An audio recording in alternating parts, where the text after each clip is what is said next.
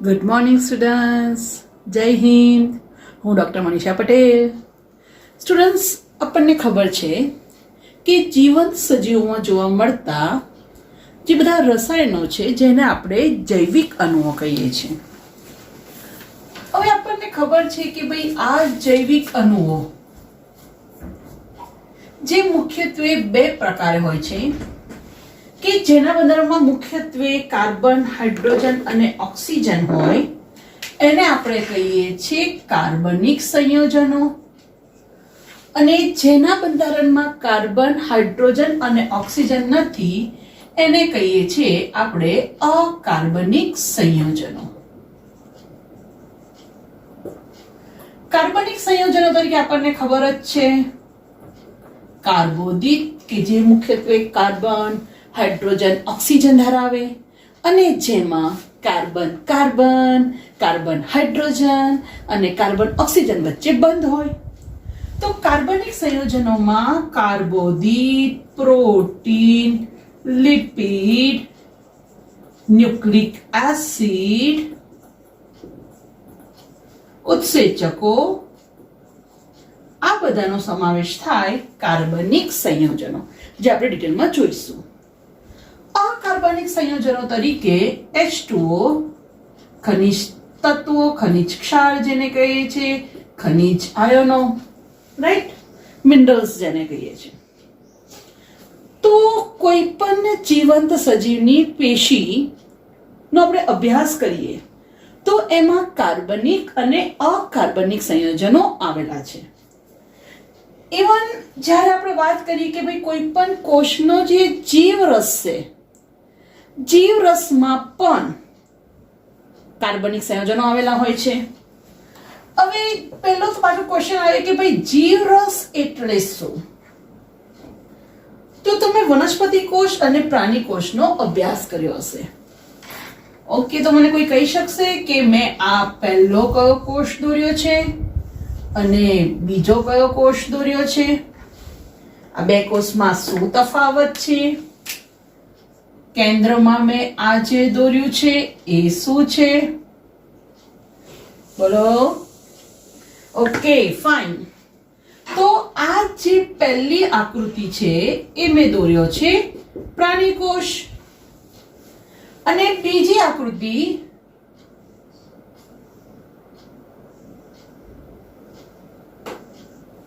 આ જે છે એ વનસ્પતિ કોષ. તો પહેલો ક્વેશ્ચન આવે કે ભાઈ પ્રાણી કોષ અને વનસ્પતિ કોષ કેવી રીતે ખબર પડી? તો ધ્યાન રાખજો કે પ્રાણી કોષ એમાં કોષ દિવાલ હોતી નથી, જે ડાયરેક્ટ સૌથી બહારનું પડ હોય છે એને કહેવાય કોષરસ પટલ.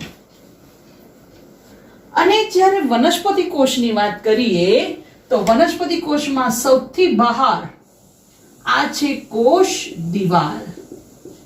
તો કોષ દિવાલ હોવું એ કોની લાક્ષણિકતા છે? વનસ્પતિ કોષની. એની અંદર કોષરસ પટલ તો હોય છે. ત્યાર પછીનું સ્તર કોષરસ પટલ. બંને કોષમાં એનું નિયામકી કેન્દ્ર, નિયમન કરતું કેન્દ્ર જે મેં વચ્ચોવચ્ચ દોર્યું છે જેને કહેવાય કોષ કેન્દ્ર. રાઈટ, જેમ કે આપણા ઘરમાં નિયમન કરે કોણ? બા દાદા, ખાસ કરીને દાદા. આખા ઘરની જે સિસ્ટમ છે એને કંટ્રોલ કરે છે કે કેટલા વાગે ઉઠવાનું, બહાર જવાનું, નહીં જવાનું, વોટેવર. એવી જ રીતે જે રીતે આપણા ઘરના મેઇન વડા છે દાદા, એવી જ રીતે કોષ એના મેઇન વડું છે કોષ કેન્દ્ર, કે જે બધા કાર્યોનું નિયમન કરે છે. તો આ જે કોષ છે એમાં કોષ કેન્દ્ર, કોષ કેન્દ્રમાં જે રસ આવેલો છે એને કહેવાય કોષ કેન્દ્ર રસ. અને બહાર આ બાજુ જે બીજો બધો વિસ્તાર રહ્યો કે જેમાં અંગિકાઓ આવેલી છે એને કહેવાય કોષ રસ. તો મોસ્ટ ઇમ્પોર્ટન્ટ ધ્યાન રાખજો, કોષ રસ વત્તા કોષ કેન્દ્ર રસ, જેને કહેવાય જીવરસ. રાઈટ, કોષરસ વત્તા કોષ કેન્દ્ર એને કહેવાય જીવરસ. ઇંગ્લિશમાં કહેવાય સાઇટોપ્લાઝમ પ્લસ ન્યુક્લિયોપ્લાઝમ, તો બનાવે પ્રોટોપ્લાઝમ. તો કોષના જીવરસમાં પણ આ જૈવિક અણુઓ ખૂબ જ પ્રમાણમાં આવેલા હોય છે, ખૂબ જ અગત્યતા ધરાવે છે. જેમ કે અહીંયા કોષનું વિશ્લેષણ કર્યું છે તો એમાં H2O પાણી છે 70 થી 90%, પ્રોટીન્સ 10 થી 15%, કાર્બોદિત 3%, લિપિડ 2%, ન્યુક્લિક એસિડ 5 થી 7%, આયનો 1%.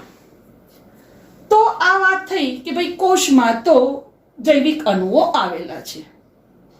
ઇવન જ્યારે આપણે પૃથ્વીના પળની પણ અભ્યાસ કરીએ તો એમાં પણ આ સંયોજનો આવેલા છે. જેમ કે મેઇનલી પૃથ્વીના પળ અને આપણા માનવ શરીરના બેની કમ્પેરિઝન કરીએ તો બંનેમાં હાઇડ્રોજન આવેલું છે. એની ટકાવારી છે ભૂપળમાં 0.14%, તો માનવ શરીરમાં 0.5%. કાર્બન ભૂપળમાં 0.03%, તો માનવ શરીરમાં 18.5%. ઓક્સિજન ઓબ્વિયસલી વધારે હોય, ભૂપળમાં 46.6%, તો માનવ શરીરમાં 65%. નાઇટ્રોજન જમીનમાં ઓછો હોય છે કારણ કે મોસ્ટલી એનું સ્થાપન થાય છે વધારે. માનવ શરીરમાં એનું પ્રમાણ છે 3.3%. સલ્ફર ભૂપળમાં 0.03%, માનવ શરીરમાં 0.3%. સોડિયમ ભૂપળમાં 2.8%, માનવ શરીરમાં 0.2%. કેલ્શિયમ ભૂપળમાં 3.6, તો માનવ શરીરમાં 1.5.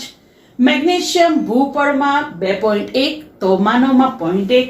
અને ખાસ ધ્યાન રાખજો કે સિલિકોન એવું છે કે જેનું પ્રમાણ ભૂમિમાં વધારે છે પણ મનુષ્યમાં લગભગ નથી. Right? Carbon, oxygen, nitrogen, sulphur, sodium, calcium, magnesium અને સિલિકોન. યાદ રહેશે ને? આ તમારી બુકમાં ટેબલ 9.1 છે જે ક્યારેક પૂછાઈ શકે છે. તો આટલું તો ખબર પડી ગઈ કે ભાઈ કાર્બનિક ઘટકો ખૂબ જ અગત્યના છે. અકાર્બનિક તત્વો પણ અગત્યના છે દાંતના બંધારણમાં. બરાબર? વાળમાં તો પ્રોટીન હોય છે. ઓકે, તો દરેકનું ઇમ્પોર્ટન્સ પછી આપણે ડિટેલમાં જોઈશું. પણ આટલું તો ખબર પડી ગઈ કે ભાઈ જીવરસમાં પણ આ અગત્યના ઘટકો છે. પૃથ્વીના પળમાં પણ આ ઘટકો આવેલા છે. તો હવે ક્વેશ્ચન આવે કે ભાઈ આ જે કાર્બનિક કે અકાર્બનિક પદાર્થો છે તો ખરેખર હાજર છે કે નહીં? બરાબર? તો એનું પૃથ્થકરણ કેવી રીતે કરી શકાય? તો આજનો આપણો ટોપિક છે રાસાયણિક પદાર્થોનું પૃથ્થકરણ, જે હું તમને પ્રેક્ટિકલ દ્વારા સમજાવીશ. ઓકે,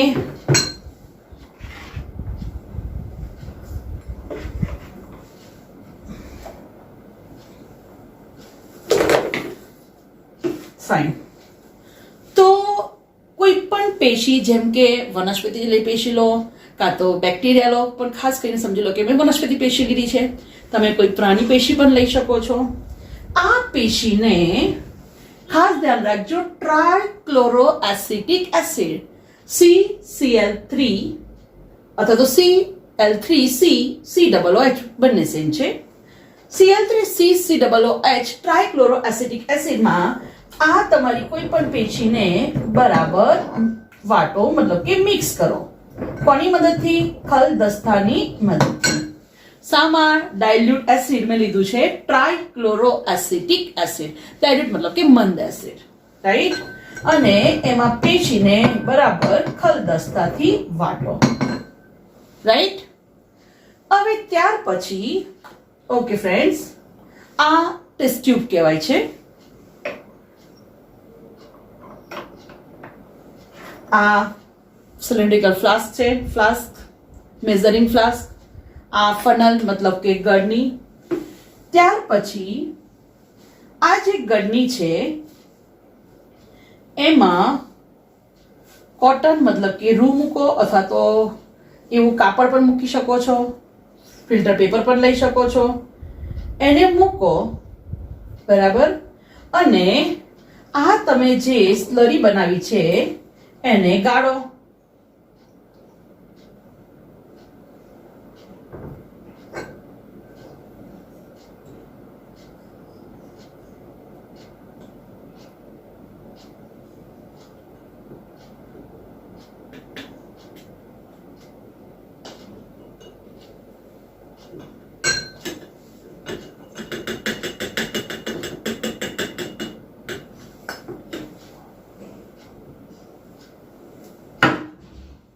ઓકે, ધીરે ધીરે ગળાય છે. જ્યારે તમે એને ગાળશો તો આવી રીતે જ્યારે ગાળો છો, મેં થોડુંક પહેલા તૈયાર રાખ્યું હતું, ઇવન તમે જુઓ છો અહીંયા પણ થઈ ગયું છે થોડું ગાળણ. તો મોસ્ટ ઇમ્પોર્ટન્ટ, તમે જ્યારે આવી રીતે ગાળો છો તો ધ્યાન રાખજો, તમને 2 ભાગ મળે છે. ગાળવાથી તમને 2 ભાગ મળે છે. જે નીચે આવે છે જેને કહેવાય ગાળણ, એને કહેવાય એસિડ દ્રાવ્ય ભાગ. ઓબ્વિયસલી, કારણ કે જે ઘટકો એસિડમાં દ્રાવ્ય હશે એ ઘટકો નીચે આવી જશે, ગળાઈ જશે. તો જે નીચે ગળાઈને આવે છે એને કહેવાય ગાળણ, અને એ ભાગ છે એસિડ દ્રાવ્ય. અને જે ભાગ ગળાતો નથી, તમે અહીંયા જોઈ શકો છો, થોડાક પેશીઓ દેખાય છે, બરાબર ને, વનસ્પતિ આખો દેખાય છે. તો જે ભાગ ગળાતો નથી, જે ઉપર રહે છે, એને કહેવાય એસિડ અદ્રાવ્ય ભાગ. રાઈટ? તો નીચે ગાળણ એ એસિડ દ્રાવ્ય, અને તમે જોઈ શકો છો અહીંયા, જો દેખાય છે, કોટનમાં ઉપર નથી રહી ગયું છે બધું. રાઈટ? એ છે એસિડ અદ્રાવ્ય ભાગ. રાઈટ? ઓકે. તો જ્યારે પણ પદાર્થોનું પૃથ્થકરણ કરો તો ધ્યાન રાખજો કે જે ગાળણ છે, આ જે ગાળણમાં જે ભાગ મળે છે એ છે એસિડ દ્રાવ્ય ભાગ, અને એસિડ દ્રાવ્ય ભાગમાં જે સંયોજનો રહ્યા છે એને કહેવાય સૂક્ષ્મ જૈવ અણુ, અથવા એને જ કહેવાય સૂક્ષ્મ અણુ, અથવા એને જ કહીએ છીએ bio micro molecules. Most important, ધ્યાન રાખજો. બાયો માઇક્રો મોલેક્યુલ્સ તરીકે એમિનો એસિડ, મોનોસેકેરાઇડ, ન્યુક્લિયોસાઇડ વગેરે મળશે. સૌથી અગત્યની વસ્તુ યાદ રાખજો કે આ જે સૂક્ષ્મ જૈવઅણુઓ છે એનો અણુભાર 18 ડાલ્ટન થી 800 ડાલ્ટન હોય. કેટલો હોય એનો અણુભાર? 18 ડાલ્ટન થી 800 ડાલ્ટન. કેટલીક બુકમાં લેસ ધેન 1000 ડાલ્ટન લખ્યું છે. રાઈટ? ખ્યાલ આવી ગયો આટલો? બરાબર. ઓકે. નાઉ મોસ્ટ ઇમ્પોર્ટન્ટ, જે આપણને અવશેષ મળે છે, આ જે અવશેષ મળે છે, જે કેવો ભાગ છે? એસિડ અદ્રાવ્ય ભાગ. આ જે ઉપર મળે છે બાકી રહેલું એને કહેવાય બૃહદ અણુ, અથવા તો બૃહદ જૈવ અણુ.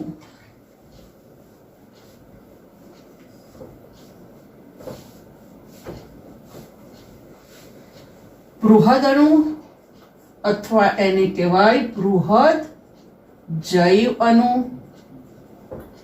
આને જ કહેવાય બાયો મેક્રો મોલિક્યુલ્સ. બરાબર? ખાસ ધ્યાન રાખજો કે આ બાયો મેક્રો મોલિક્યુલ્સ બને છે એને નામ પ્રમાણે મોટા અણુઓ કહેવાય, જેમ કે પ્રોટીન, પોલિસેકેરાઇડ, ન્યુક્લિક એસિડ અને લિપિડ જે છે અપવાદરૂપ. કેમ આવું કીધું અપવાદરૂપ? તો આ જે બૃહદ જૈવિક અણુઓ છે એમનો મોલિક્યુલર વેટ અનુભાર 1000 ડાલ્ટન થી વધારે, કેટલીક બુકમાં 10,000 ડાલ્ટન થી વધારે લખ્યું હોય છે. તો આ જે મહાજૈવિક અણુઓ છે, આ સૂક્ષ્મ જૈવિક અણુઓ, આ મહાજૈવિક અણુઓ, આ જે મહાજૈવિક અણુઓ છે એમાં પ્રોટીન, પોલિસેકેરાઇડ, ન્યુક્લિક એસિડ આ બધાનો જે મોલિક્યુલર વેટ છે એ 1000 ડાલ્ટન કરતા વધારે હોય. પણ જ્યારે વાત કરીએ લિપિડની તો એનો મોલિક્યુલર વેટ 800 ડાલ્ટન કરતા પણ ઓછો હોય છે. કેટલો છે મોલિક્યુલર વેટ? 800 ડાલ્ટન કરતા પણ ઓછો.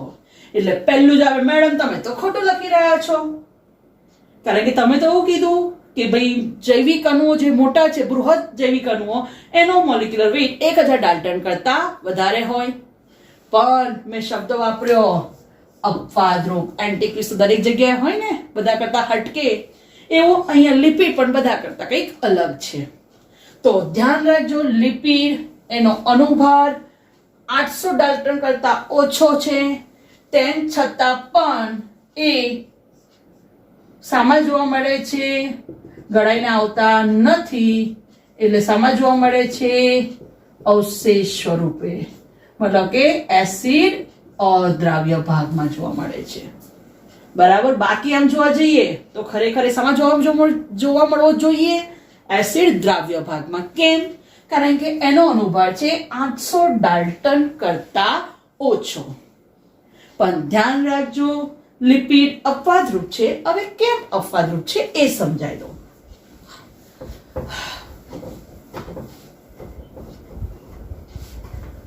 તો તમને મોસ્ટ ઇમ્પોર્ટન્ટ ખબર છે કે જેમ કે વાત કરીએ કાર્બોદિત, તો કાર્બોદિત બને છે કોના દ્વારા? પોલિસેકેરાઇડ. એનો મોનોમર બંધારણીય એકમ કોણ છે? મોનોસેકેરાઇડ. તો પોલિસેકેરાઇડ એ બૃહદ અણુ છે, મોનોસેકેરાઇડ સૂક્ષ્મ છે. આ માઇક્રોમોલિક્યુલ, આ મેક્રોમોલિક્યુલ. પોલિસેકેરાઇડ નો બંધારણીય એકમ કોણ છે? કયો મોનોમર? મોનોસેકેરાઇડ. સેમ વે જ્યારે પ્રોટીનની વાત કરીએ તો એ કોનો પોલિમર છે? કરેક્ટ. બોલો બોલો. Sorry, amino acid. આજ શું લખી રહી છું? આ બાજુ મોનોમર, આ બાજુ પોલિમર. એવી જ રીતે હું તમને શીખવાડીશ કે ભાઈ ન્યુક્લિક એસિડ એ પોલિમર છે, પણ એના બંધારણમાં કયો મોનોમર છે? ન્યુક્લિયોટાઇડ. સમજણ પડી? ઓકે. ઇવન આપણને ખબર છે કે કાર્બોદિતની વાત કરીએ તો બધા બહુ જ મોનોસેકેરાઇડ જોડાય છે. કયો બંધ?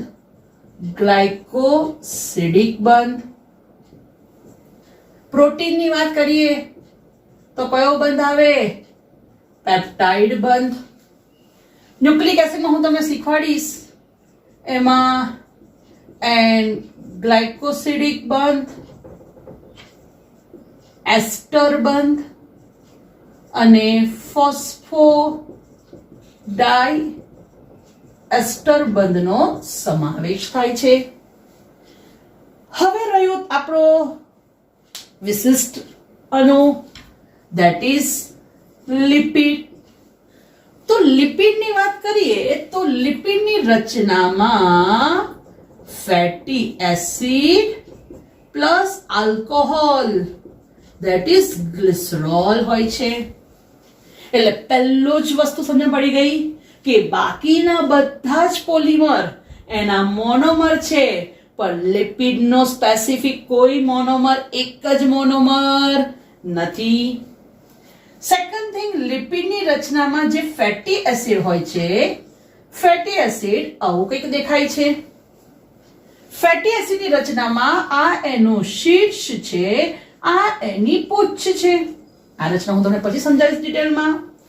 શીર્ષની વાત કરીએ તો શીર્ષ જલાનુરાગી, that is હાઇડ્રોફિલિક છે. અને જ્યારે પૂંછની વાત કરીએ તો જલ વિતરાગી, that is હાઇડ્રોફોબિક છે. તો ક્વેશ્ચન થાય કે ભાઈ જલાનુરાગી એટલે શું? તો ધ્યાન રાખજો, હાઇડ્રોફિલિક, જલ પ્લસ અનુરાગ, પાણી પ્રત્યે જેને બહુ જ પ્રેમ છે. Hydro means water and philia means love. જેમ કે પાણીપુરી ફિલિયા કેવું પડે, પાણીપુરી લવ, રાઈટ? સેમ એવું અહીંયા હાઇડ્રોફિલિક છે, જલાનુરાગી.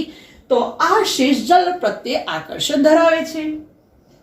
પણ લિપિડની રચનામાં જે પુચ્છ છે એ પુચ્છ છે જલ વિતરાગી, that is hydrophobic. Hydro means water અને ફોબિયા મીન્સ ડર લગના.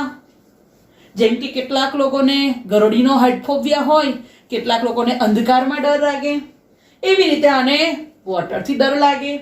મતલબ કે આ ઘટક પાણીમાં જોડાતું નથી, પાણીથી દૂર ભાગે છે. અને એટલા માટે જ્યારે આપણે કોઈ પણ પેશીને એસિડમાં મિશ્રણ બનાવીએ છીએ, સ્લરી બનાવીએ છીએ, જ્યારે આપણે એને ગાળીએ છીએ તો લિપિડ તો પાણીમાં અદ્રાવ્ય હોવાથી એ પુટિકાઓ બનાવે છે. અને પુટિકાઓ બનાવે છે એટલે આપણને ઉપર અવશેષ સ્વરૂપે મળે છે, નીચે ફિલ્ટ્રેટ મતલબ કે ગાળણમાં જોવા મળતું નથી. એટલે ધ્યાન રાખજો, ભલે એનો મોલિક્યુલર વેઇટ 800 ડાલ્ટન છે, તેમ છતાં પણ એ જોવા મળે છે અવશેષ સ્વરૂપે, ગાળણમાં જોવા મળતા નથી. તમને ગાળણ અને અવશેષ કોને કહેવાય ના ખબર હોય તો એક સિમ્પલ એક્ઝામ્પલ આપી દઉં કે મમ્મી સવારમાં મસ્ત ચા બનાવે, બરાબર? અને ચા બનાવે તો ચાનો કપ, બરાબર, અને મસ્ત આવી ગળણી હોય છે અને એનાથી ચા ગાળે છે. તો તમે જે પીવો છો ચા, that is ગાળણ, અને ઉપર જે પેલા કૂચા બચે છે that is અવશેષ. આવી ગયું સમજમાં? તો આ વાત થઈ રાસાયણિક પદાર્થોના પૃથ્થકરણ, ખાસ કરીને મેં કાર્બનિક પદાર્થોના પૃથ્થકરણની વાત કરી. ટ્રાયક્લોરો એસિટિક એસિડનો સ્લરી બનાવવામાં આવે છે, ગાળવામાં આવે છે, નીચે મળે છે ગાળણ, ઉપર રહે અવશેષ. ગાળણ જે છે એ બધા જ એસિડ દ્રાવ્ય, એમાં મોનોસેકેરાઇડ, એમિનો એસિડ, ન્યુક્લિયોટાઇડ જોવા મળે. જે ઉપર અવશેષ બાકી રહે છે એને બૃહદ અણુઓ કહેવાય, જેમાં પોલિસેકેરાઇડ, પ્રોટીન, ન્યુક્લિક એસિડ અને લિપિડ જોવા મળે. સૂક્ષ્મ જૈવિક અણુઓ, એનો અનુભાર 18 થી 800 ડાલ્ટન હોય. મહાજૈવિક અણુઓ, બૃહદ અણુઓ, એનો અનુભાર 1000 ડાલ્ટન અથવા કેટલીક બુક પ્રમાણે 10,000 ડાલ્ટન કરતા વધારે હોય, રાઈટ? અને અપવાદરૂપ લિપિડ ખાસ ધ્યાન રાખજો. હવે જ્યારે કોઈ પણ, આ તો કાર્બનિકની વાત થઈ, ભાઈ અકાર્બનિકની શું? તો કોઈ પણ પેશી, મતલબ કે સમજી લો કે મેં વનસ્પતિ પેશી લીધી છે, મતલબ કે મેં પર્ણ લીધું છે. તો જ્યારે આ પર્ણ લીલું હોય એનું વજન કરવામાં આવે તો એને એનું વેટ કહેવાય, બરાબર? તાજું વજન તો એ વધારે જ હોય. હવે જ્યારે એને તાપમાનની અસર આપવામાં આવે, તાપમાન રાખવા આવે તો એ સુકાઈ જશે બિચારું અને આપણને એનું ડ્રાય વેટ મળશે, that is શુષ્ક વજન. હજુ એને તાપમાનની અસર આપવામાં આવે તો એ સળગશે અને જે પણ કાર્બનિક સંયોજનો છે એનું શું થશે? ઓક્સિડાઇઝેશન થશે. CO2 અને વરાળ સ્વરૂપે H2 સ્વરૂપે ઉડી જશે અને ત્યાર પછી જે બાકી રહેશે, જેને આપણે રાખ કહીએ છીએ, આ રાખમાં આવેલું હોય છે અકાર્બનિક સંયોજનો. ખાસ કરીને અકાર્બનિક તત્વો અને અકાર્બનિક રસાયણો, રાઈટ? તો રાખમાં અકાર્બનિક તત્વો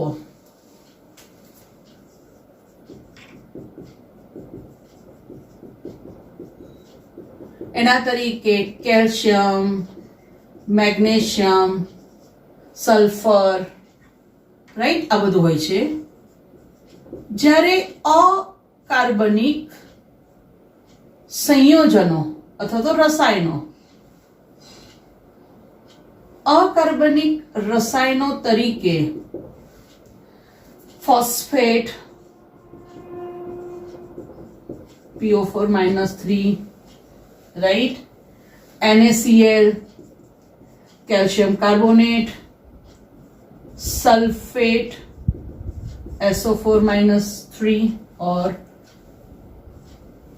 राइट. तो आ थया अकार्बनिक तत्वों અને અકાર્બનિક રસાયણો. સો હોપ સો તમને લેક્ચર પસંદ આવ્યો હશે. થોડુંક હવે પ્રિપરેશન સ્ટાર્ટ કરી દેજો સ્ટુડન્ટ્સ. નેક્સ્ટ લેક્ચરમાં હું તમને કાર્બોદિત અને પ્રોટીન વિશે સમજાવીશ. Thank you.